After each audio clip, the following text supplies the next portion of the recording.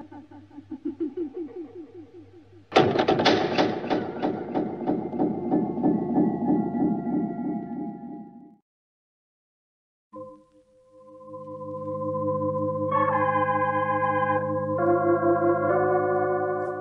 New York, the makers of Clippercraft clothes for men and 1,036 leading retail stores from coast to coast present the world's most famous detective, Sherlock Holmes.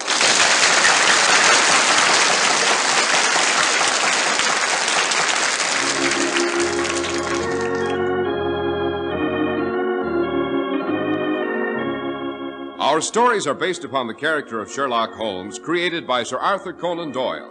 Sherlock Holmes is played by John Stanley, Dr. Watson by Alfred Shirley, and the dramatizations are by Edith Meiser. Well, here we are as usual, toasting our hands in front of Dr. Watson's crackling fireplace. Feels awfully good. Say, I thought my right hand would drop off. It got so cold tonight holding my hat coming down the street, Doctor. Let's see, Mr. Harris. Yes, slightly nipped, perhaps, but no real signs of frostbite.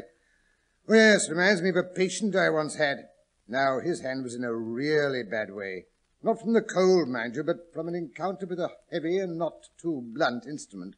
Holmes always called it the adventure of the engineer's thumb. I thought you were leading up to a story, Dr. Watson.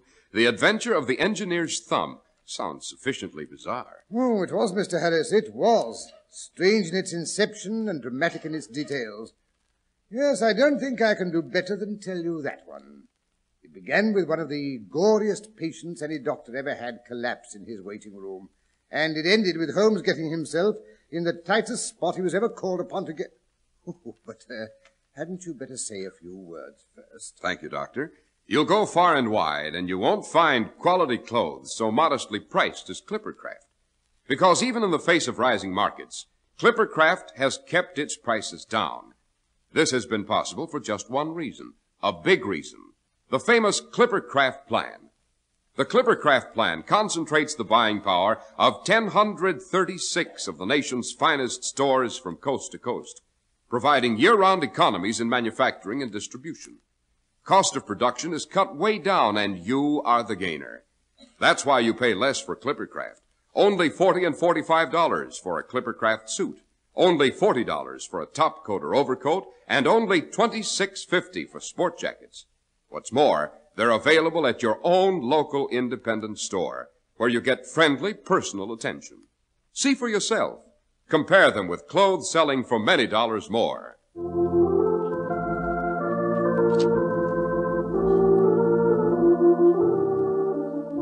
And now, Dr. Watson, will you go on with your story? It was in the summer of '89, Mr. Harris, some little time after my marriage. After that important event, you remember, I abandoned Holmes and our Baker Street rooms and returned to civil practice. Oh, I still dropped in on him, of course, and now and then I even persuaded him to forego his bohemian surroundings and come and partake of a respectable Sunday dinner with Mary and me. And how did he and Mrs. Watson get along? Splendidly. She adored him, Mr. Harris. Well, I had settled down and become a respectable married man. Practice steadily increasing and all that. My house was no great distance from Paddington Station, and I had a few patients from among the officials. One morning, a little before 7, I was awakened by the maid rapping frantically at my door. Dr. Watson! Oh, Dr. Watson, sir! Oh, hello, yes, come in, come in. Oh, Dr. Watson, come quick. What's up, Millie? What's happened? An accident, sir, a nasty accident. Here's his card. Mr. Victor Hatherley, hydraulic engineer, 16A, Victoria Street, SW. Yes, sir, walked over from the station, he did. I let him in. He's downstairs now in the consulting room. Looks like death, he does. Well, it can't be too serious if he had the strength to walk over from the station by himself. Looks like he's in pain, sir. It's his hand, his left hand. Bandaged up with a handkerchief it is. And it's all dripping with blood. Oh, dear, dear, dear. Sounds more serious than I suspected. Millie, you might go and heat some water. I'll go right down to him. Yes, sir. Severe hemorrhage. Wonder what the accident was. Oh, Mr. Victor Hatherley. Good morning, sir. Good morning. I'm sorry to wake you up so early. I had a serious accident during the night. I came in by train this morning. They told me at the station that you were a good doctor. I came here. A night journey? That in itself is a rather tiring and monotonous affair. You couldn't call my night monotonous. Monotonous? Never had a less monotonous night. Stop it! Stop it! Pull yourself together. I'm sorry. I've been making a fool of myself. The relief, you understand. I apologize. Oh, no, not at all, not at all. Often happens in a case of shock. Here, take a swig of this brandy.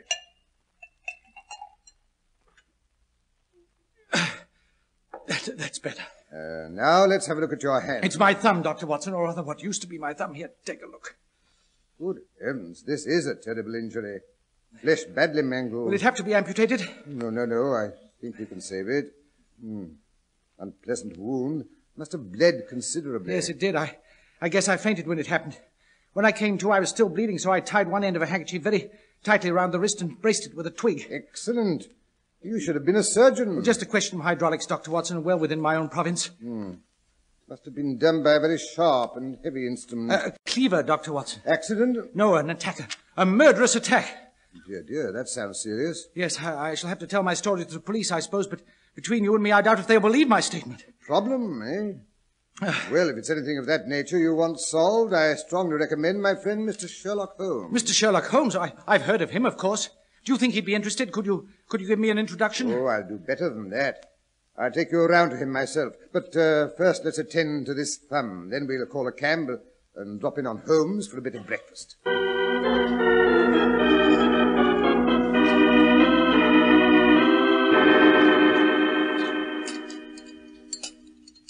Another bit of Mrs. Hudson's omelette, Mr. Heatherley. No, thank you, Mr. Holmes. I feel a new man since Dr. Watson bandaged my hand, and your excellent breakfast has completed the cure. Good. Now you can tell us your story if you're sure you feel strong enough. Well, I'll take up as little of your valuable time as possible. To begin with, I must tell you that I'm an orphan and a bachelor residing alone in lodgings here in London. By profession, a hydraulic engineer, I had 7 years' experience with the firm of Venner and Matheson before I decided to go into business for myself. Well, the start of any new firm is always rather slack, I suppose. So far, I've had 3 consultations and 1 small job. Not what you'd call a rushing business. Well, no, not exactly. Every day from 9 till 4, I waited in my little den until at last my heart began to sink and I began to feel I should never have any practice at all. Well, I know that feeling. Why, would you believe it? The first 2 months after I resumed my medical practice, I hardly knew... Watson, don't interrupt. Oh, sorry. Go on, Mr. Heatherley. It all began yesterday, just as I was thinking of closing up for the day. My clerk came in to say that there was a gentleman waiting to see me on business. His card gave me the name of Colonel Lysander Stark. Well, I told the clerk to show him in by all means. Colonel Lysander Stark. Picturesque name, eh, Watson? What sort of man did he turn out to be? Slightly over middle height and exceedingly thin. I don't think I've ever seen a thinner man.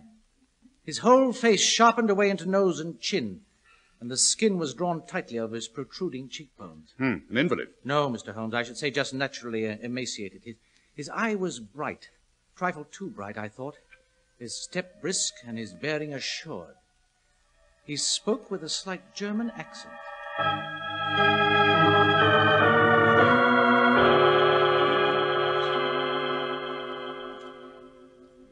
I have the honor. This is Mr. Victor Hatherley, nicht wahr? Why, yes, Colonel Stark. Won't you sit down? Danke. You are recommended to me, sir, for a young man who is clever and also discreet. Well, thank you. Not at all. I know also that you are an orphan, bachelor, and you live alone. Quite correct, but I don't see why that can possibly concern you. I understood that it was on a professional matter that you wanted to see me. Ja, gewiss. I have a professional commission, but I must insist on secrecy, absolute secrecy. And that is easier from a man what has no family. If I promise to keep a secret, Colonel Stark, you may depend on my doing so. You promise, then? I promise. Good. Now we can get down to business. 1 moment, please. Yes, it is as it should be. These clerks, you know, sometimes they are so interested in the affairs of the master. Bring your chair close to mine. Huh? Very well. Yeah. Now we can talk with safety. But if you don't mind, Colonel, my time is valuable. So, to whom then? I know how much work you have done lately, my young friend. You do not fool me. How does 50 guineas for a night's work strike you? Why, well, that's very generous, Colonel Stark. I have said a night's work. An hour's work would be more correct. Your opinion is all we ask. I have a hydraulic press. It is in bad order. You show us what is wrong, we fix it ourselves. You will do that, huh? Why, of course. Good. You will come tonight by the last train? Where to? Erfurt, that is in Berkshire. Your train arrives at 11:15. A carriage will come to meet you. Oh, your place is out in the country. Yeah, a good 7 miles from the station. There's no train back. You will spend the night. Yes, but couldn't I come at a more convenient hour? Tomorrow in the daytime? Impossible. It is for your inconvenience that we pay the 50 guineas, and for the secrecy. Of course, but perhaps if you could explain the reason for all this caution. Very well, I explain. You know, do you not, that Fuller's Earth is a very valuable product and is to be found only in 2 places in England? Why, yes, I believe I have heard something to that effect. Some time ago I have bought a place, a very small place, you understand, and one day I am so fortunate I discover a small deposit of Fuller's Earth in my backyard. Congratulations. I investigate. I find it is a link between 2 so much larger deposits, but in the property which belongs to my neighbors. These people, they do not know the value of their land. So you bought it up? No, Mr. Hatherley. I am not a rich man. I have not the money. So I speak to some of my friends, and we work our little deposit in secret, so we can earn the money to buy the land near us. Yes. But I don't understand what use you can make of a hydraulic press in excavating Fuller's Earth. We compress the earth into bricks so we can remove them without showing what they are. That is a detail, a mere detail. So, I have taken you into my confidence. I expect you tonight, Mr. Hatherley. I shall be there, Colonel Stark. Good. Not a word to a soul. It is best you do not even tell anyone that you are going away. Very well, if you wish it. I not only wish, I insist. Here is 20 guineas in advance. Well, auf Wiedersehen, Mr. Hatherley.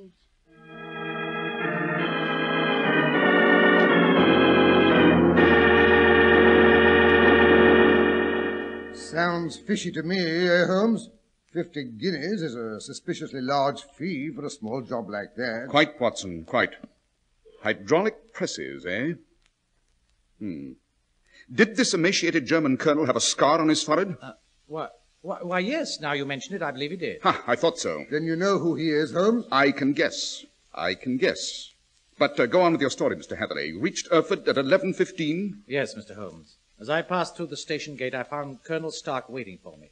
Without a word, he hurried me into a carriage which was waiting for us both. We got in. He drew up the windows on both sides, tapped on the glass, and away we went as fast as the horse could go. 1 horse or 2? Only one, Mr. Holmes. Did you observe the color? Yes, I saw it by the carriage lamps as I was getting it. It was a chestnut. Tired looking or fresh? Oh, fresh and glossy. Well, we drove for the better part of an hour. And from the rate at which we were going, I should say the distance we covered was nearly 12 and 7 miles. Yes, interesting. What did the countryside look like? It was a dark night, Mr. Holmes. I saw nothing. Moreover, the carriage windows were made of frosted glass. Sounds funny to me, eh, Holmes?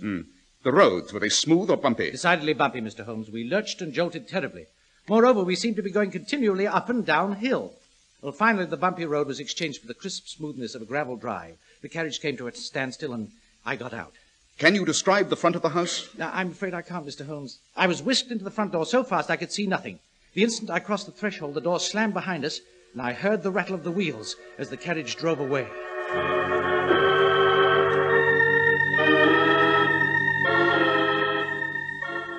Minna! Ja, ich komme. Bring a lamp. That is better. It is not nice to keep our guests standing in the dark. So, ist gekommen. Gewiss. Take the lamp into my study. Now, Mr. Hatherley, if you will be so good, come with me. Minna, you can go now. Ja, ich will. My sister, Mr. Hatherley, a good girl. She does what she is told. And now, you will excuse me a few minutes, please. I come right back. Of course, Make yourself comfortable. Gloomy-looking hole. Smells musty, as though it hadn't been lived in for a long time. All the windows shuttered and barred. Confound that clock. Wish it wouldn't tick like that. It gives me the jumps. Hello, It is only me. Please, do not call out. I must tell you something. It's all right. Please don't look so frightened. No, it is not all right. You must go. You must not stay here. There is no good for you to do. Yes, but I came to inspect the machine. I can't leave before. No, you must. You can do no good. The last man who came, Oh, it is too terrible. Lena, where are you? Quick, go to this villain before it is too late. Quick, this way. Lena! Down this passage and out that door. So dark. Lena, who are you talking to? Hurry, run. So, you let him go, huh? Please, you will not hurt him. Won't hurt him. Wait till I get hold of him. Wait. He's coming. Run!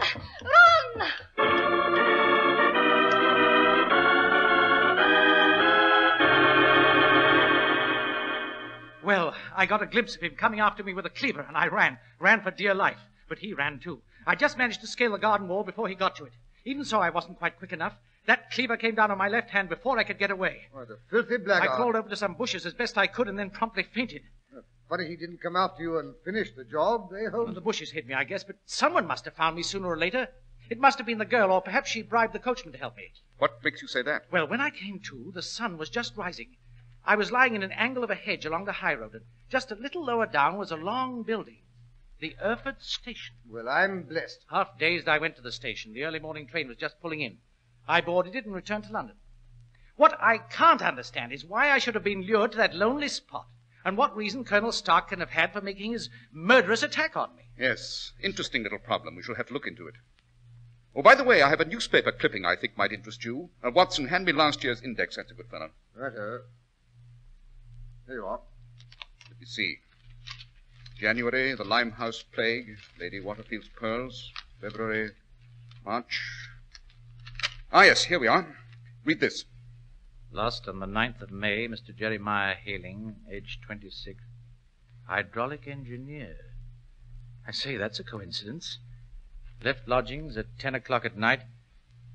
Has not been heard of since. Was dressed in grey tweeds, soft hat, black boots. Yes, I suspect that represents the last time the Colonel's machinery needed overhauling. Then that explains what the girl was trying to tell me. Undoubtedly, your Colonel is a cool and desperate man, Mr. Heatherley. He lets nothing stand in the way of his little game. And, like some of our early pirates, he believes in leaving no survivors behind from a captured ship. Good heavens. Oh, I have had a narrow escape. Quite. He'd have killed you sooner or later in any event. Well, Holmes, what are you going to do? I think I shall run down and have a look at that machinery for myself. But, Holmes, that's just putting your head into the lion's mouth. Yes, I only hope the lion hasn't run away. Well, at least let me go along. Well, you can come as far as Erfurt Station if you like. I may need reinforcements. Then I'm coming too. But your wound... Oh, rubbish. I feel 100% improved. After all, this is my problem, and my curiosity, if nothing else, won't let me take a passive part in its solution. Very well. Come along, both of you. We've barely time to catch the 10:45 train.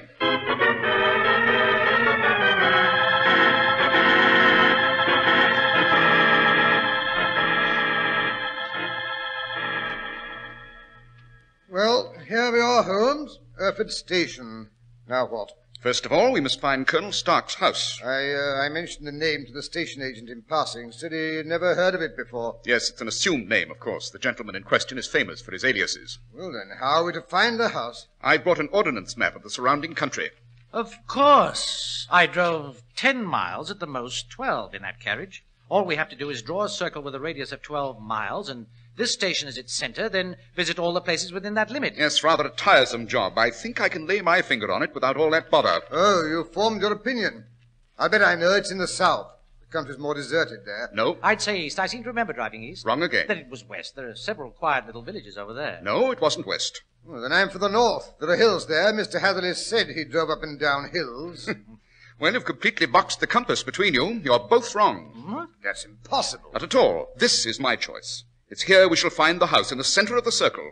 The starting point itself. What about the 12-mile drive? 6 miles out and 6 miles back. Then that drive was just a hoax. And there, if I'm not mistaken, is the house. Almost across the road. You're right, Mr. Holmes. I'm sure you are. Well, that's the very same wall I vaulted last night. And there, further down the road, are the bushes I hid in. I thought so. Well, I'll go over and have a chat with our friend Colonel Stark. Mr. Hatherley, you and Watson stay here. Why can't me go with you? Impossible, my dear Watson. I don't want to frighten Colonel Stark off before I have a look at that machine of his. Yes, but you're not a hydraulic engineer, Mr. Holmes. You wouldn't understand it. He'll suspect you immediately. I have a fairly good knowledge of hydraulics. I think it'll see me through. However, if I'm not back inside of 15 minutes, you may come and get me. I may need assistance.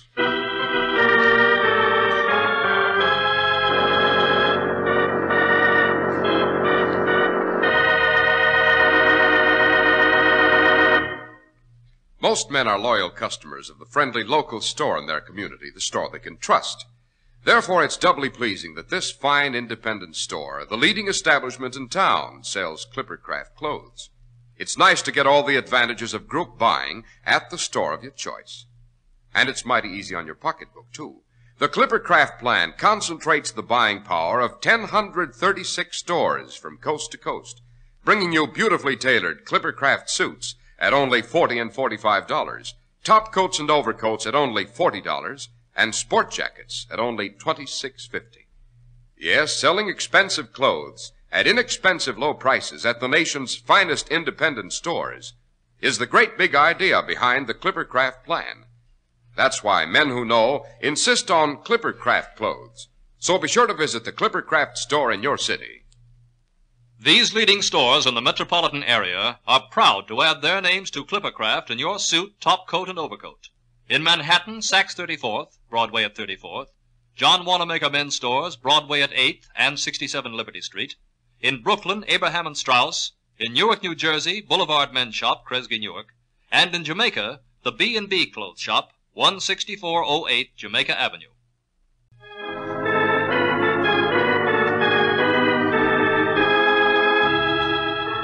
And now, back to Sherlock Holmes. We find him at the door of the mysterious Colonel Stark.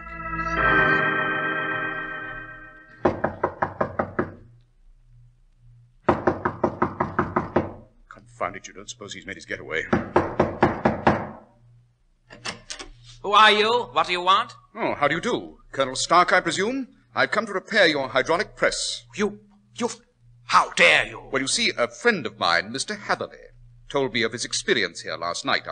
I said I thought he was a fool to run away like that you must have mistaken him for someone else last night when you chased him in the dark. Yes, that is so. A suitor of my sister, a good-for-nothing scoundrel. It was all a mistake. Just as I suspected. And when Mr. Hatherley said he wouldn't come back, and when I learned what a fine fee you'd promised him, I thought, why not come and have a look for myself? Of course, why not? You too are a hydraulic engineer? Naturally. Very well, you may come in.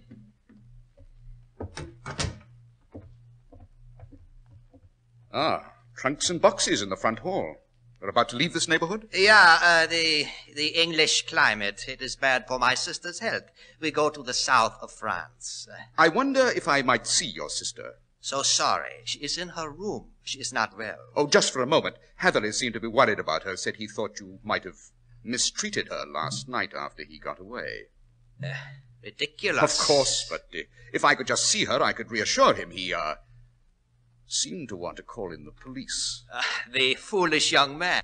But come, I'll let you see her. This way. She shall tell you herself that she is all right. That's very good of you, I'm sure. I wouldn't dream of troubling you myself, but you see, young Hatherley is... This is her room. Minna? Minna? Yes?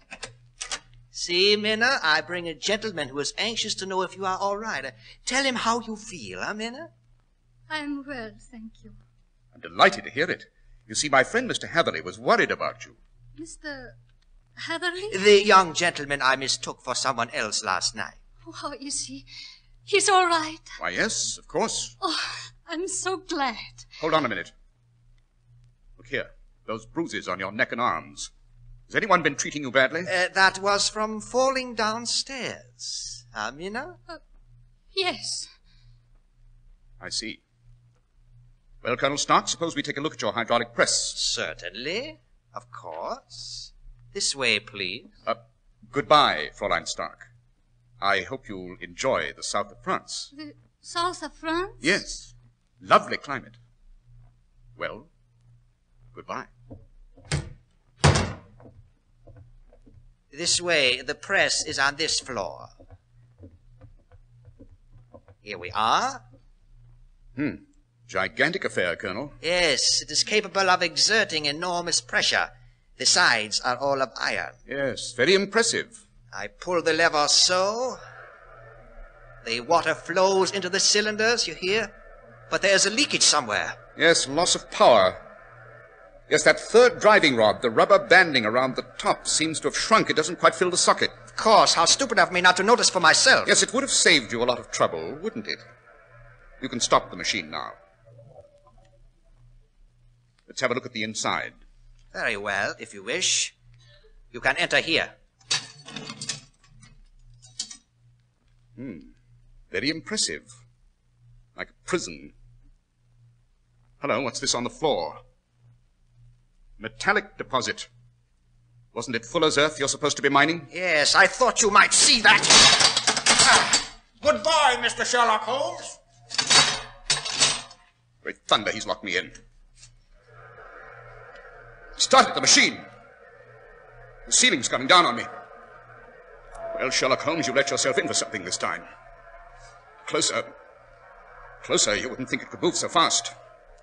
In a few minutes, it'll grind me to a helpless pulp. Better not think about it. I can reach it now. Down. Down. No good trying to push it back. Found it, I can't stand up any longer.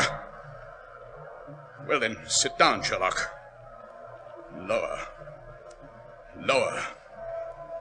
If I lie on my face, the weight will crack my spine. No, the other way will be less painful. Please, mister. Minna, where did you come from? Here, near the floor. A panel, it's open. By Jove, another outlet. Hurry, hurry, do not talk so much. You can get out? The opening's pretty small. Quick, quick. Yes, I can just squeeze through. There. God save thank you are safe. Pretty close shave. Hear that? The presser has just hit the floor. Another minute in there, and I'd have been ground to a pulp.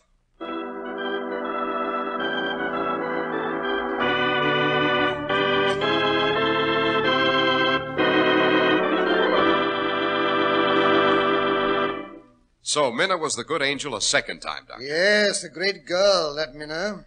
Hatherley took quite a fancy to her. In fact, she eventually became Mrs. Hatherley. Oh, and her brother? Oh, Hatherley and I caught him on his way out as he was making his getaway. He's still in prison, serving a life sentence for attempted murder and counterfeiting. What a ghastly story, Doctor. So that was what the hydraulic press was used for, counterfeiting. Yes, of course, Holmes suspected it from the first. Naturally. And now, Dr. Watson, would you like to give us a hint about next week's adventure? Next week, I think I shall explain why the ancient statue of Charles I, which stands in Charing Cross, holds a modern sword. I may even tell you how the original sword threatened the life of one of the premier dukes of England.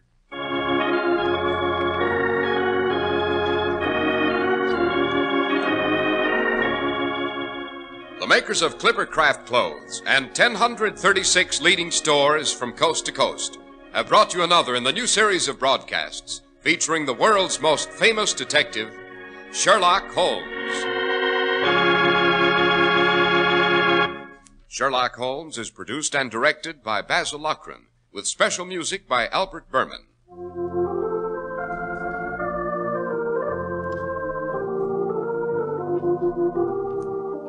If you don't know your Clippercraft dealer, write Clippercraft, 200 Fifth Avenue, New York City.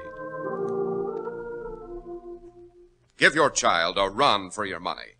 Join the March of Dimes. Send your dimes and dollars to your local March of Dimes headquarters. Keep your kids in the running. Join the March of Dimes. Be sure to listen next week to Sherlock Holmes in the Case of the Avenging Blade.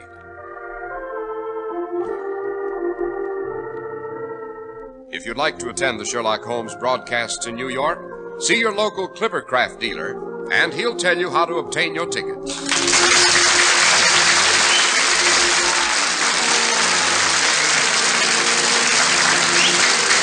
This is Cy Harris speaking for Clippercraft Clothes.